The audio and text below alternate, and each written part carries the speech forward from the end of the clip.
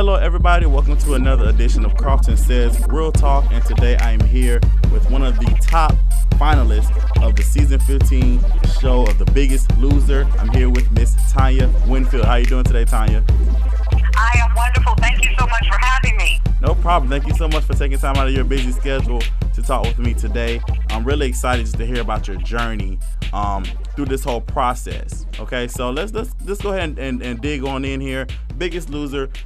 What made you say, hey, I want to be a part of this show? Or what made you say, hey, I need to start this journey towards my new life? Well, it's so funny you asked that question because I get that a lot. A lot of times things come to me in dreams. I'm just one of those people. And I had a dream last year around this time that I left the restaurant industry and that I joined the fitness industry. Mm-hmm. And you have to understand that there was nothing about me that said fitness at that time, okay? I was 262 pounds. I had been in the restaurant industry for the last 10 years as an entrepreneur, owning restaurant franchises, and was also the COO of the restaurant franchise. And so that dream came to me, and I just didn't understand it. A couple of days later, I went on Facebook, and someone put up a post that said The Biggest Loser is coming to Chicago for open audition. And I tried to scroll away from the post, and my phone was stuck. Mm-hmm. I couldn't get off the page. I took the battery out of my phone, and I still turned the phone back on to the same page. Wow. And wow. Oh, this is a sign.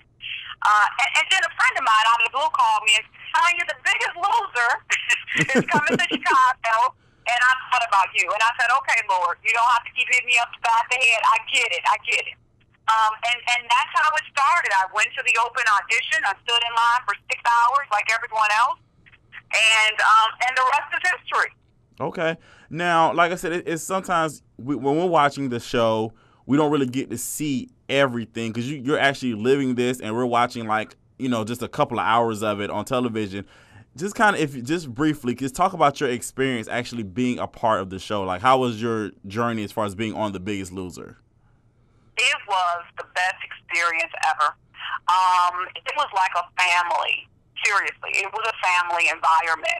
Understand that we did not have cell phones, we did not have televisions, no internet, no nothing. We had each other to rely on.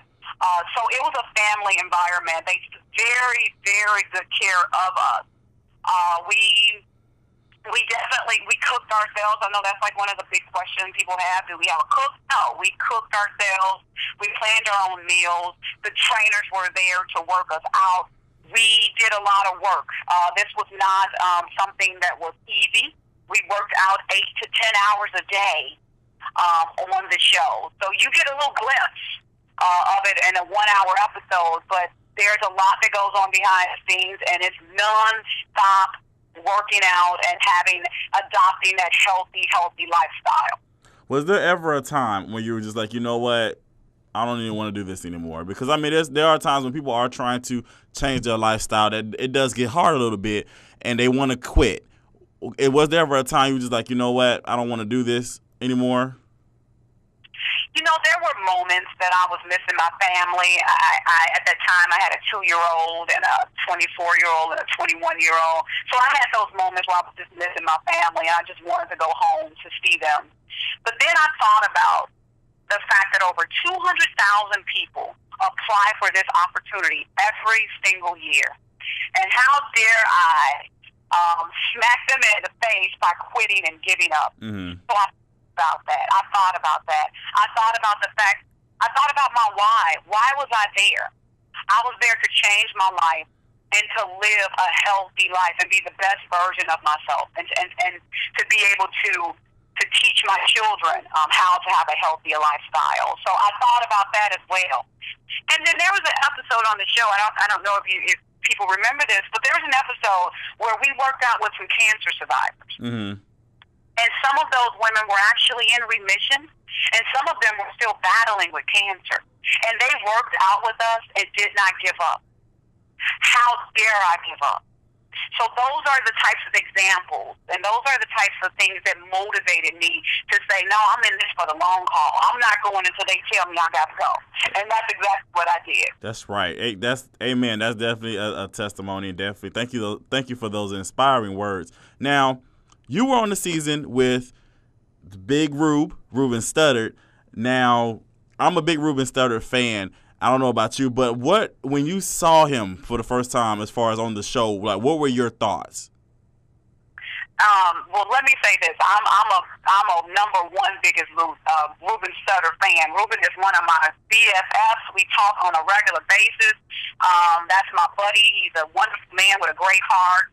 My first thought is so funny. He's going to kill me for saying this, but the first time Ruben and I met, I looked at him and said, "You know, you're not getting any special treatment, right?" And I said, "Don't pull that Hollywood stuff up in here."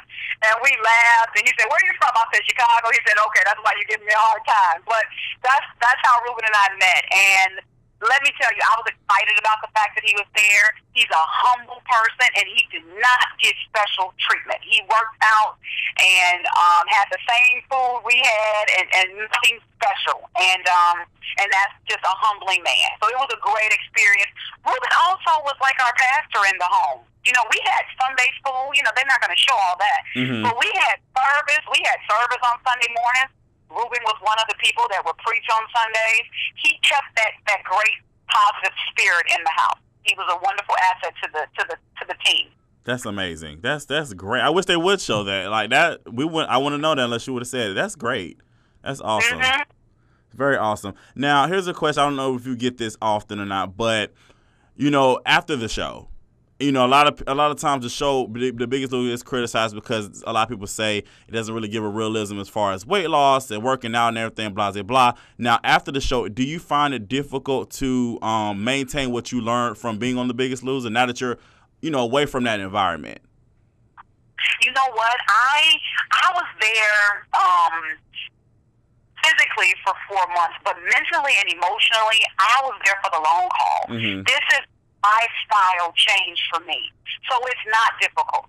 I immediately came home and purchased every food item that was on the ranch that we had that we could eat. I immediately adopted the lifestyle of taking that time for me in the mornings and working out. Now, of course, I'm not working out 8 to 10 hours a day, but I'm still doing 3 hours a day because I'm still losing. So when you go from 8 to 10 hours, 3 hours is a piece of cake. You know, I can just knock that out. So I'm still adopting and using the same tools and tips that I did on the ranch to live my life for the rest of my life. The show stopped, but my life has to go on in a healthy way, and that's exactly what I'm doing. All right, that's wonderful. Thank you so much for that. Now, I'm reading here, and you're saying that the knowledge you've gained from the show, you are getting ready to open up a healthy soul food restaurant franchise. Tell us all about that. Yes, so a couple of things. One of the things that we did on the show is Ruben and I, we started creating these healthy recipes because we would have these cravings. You know, he would say, "Tanya, I want some lasagna today," or I would say, "Ruben, I want some pancakes today." But we would take the items that were in the house that were clean items, Mm-hmm. and we would transform them into these healthy recipes. And so based on that, we created a whole bunch of recipes, soul food recipes that are healthy. And I'm a restaurateur. I've owned restaurants for the last 10 years. So it just makes sense for me to take that entrepreneurial side of me and this passion to live healthier, to share it with the people. So I've started catering, actually, so far with Living Soul. And then I've decided to do a little twist to that, a little bit more. I'm a franchise owner of Harold's Chicken Shack, and it's okay. It's fried chicken and fish and so on and so forth. But I'm adding a spin to my stores. I'm opening up stores over the next couple of months. But mine will include the Living Soul recipes. Okay. So this will be the first time in Harold's Chicken 60-year franchise history that I'm adding healthy food options to the menu. And so I'm excited about that. So it's two-part. It's living soul on its own as restaurants. I'm looking forward to opening up my first location in Chicago this summer. But also, people are going to be able to come to My Hero's Chicken Shack and actually get living soul healthy items off the menu. Awesome. That's amazing. Now, if there's someone out there who, was like you or whatever, and they're trying to lose weight, but they're struggling, or they just don't know what to do, what can you say to someone out there who's listening right now as far as what message would you have for that person? The biggest message is you can do it, and you are worth it. One of the biggest things for me was I had to make up in my mind to stop the negative self-talk of telling myself that I couldn't do it. And to be honest, I was telling myself that I was going to pass out and I was going to die and all kind of crazy stuff. Mm-hmm. I had to get those things out of my mind. I had to tell my mind to get out of my body's way. Because your body can accomplish some amazing things, but a lot of time our mind stops that. So I would encourage anyone that's listening to this, just calm your mind down, tell your mind to shut it up, and allow your body to do the work that it wants to do. Your body wants to be the best body possible. Allow that to happen. Hush the negative self-talk and just do it, because you can do it. You can accomplish amazing things. Wow. Thank you so much for that. Thank you so much for that. Now, Karlton Says is a blog about television. Now, I know you're very busy with, new lifestyle changes and all your entrepreneurship that you're doing. If you do have time to watch TV, what are some of your favorite shows that you're looking at right now? Well, for Scandal now. Look, Scandal, oh yes, I'm glued to the television on Scandal. And I'm one of those house hunters and DIY type of people, and of course the Top Chef and the cooking shows, because I'm very much into cooking. I love Shark Tank; it's one of my favorite shows. And then I have my guilty pleasures, the basketball wives and the housewives. I mean, let's just be real. I need some downtime too, and so I watch those types of shows. But yeah, I'm really big on the uplifting types of shows. I enjoy that. I enjoy Shark Tank. I enjoy Undercover Boss and seeing people bless their employees. Those are the types of things that get my mind going and get me excited. Cool. Now, if fans want to reach out to you, or somebody just wants to, just talk to you about your journey, how can they do so? They can do so by on Twitter. I'm at Tanya Winfield, TanyWinfield. Instagram, same thing, at Tanya Winfield. Facebook, I'm at Tanya Winfield BL15. And that's how people can reach out to me. And that's on TanyaWinfield.com. Okay, can you repeat the Twitter one more time? My phone is kind of beeping. Do the Twitter one more time. Sure. Twitter and Instagram is at Tanya Winfield. Awesome. Thank you so much for that. Tanya, thank you so much for taking the time out of your schedule to talk with me today. I really appreciate it. You have been more inspiring than you ever know. Just want you to know that. So thank you so much. It's been my pleasure. Thank you so much. And remember, everyone, you have to win. You actually have to lose to win. You have to lose to win. That's my motto. Amen. All right, guys, that is going to cover it for today's Karlton Says Real Talk. Thank y'all so much for tuning in, and just stay tuned, because you never know who I'm going to talk to next. Until next time, peace.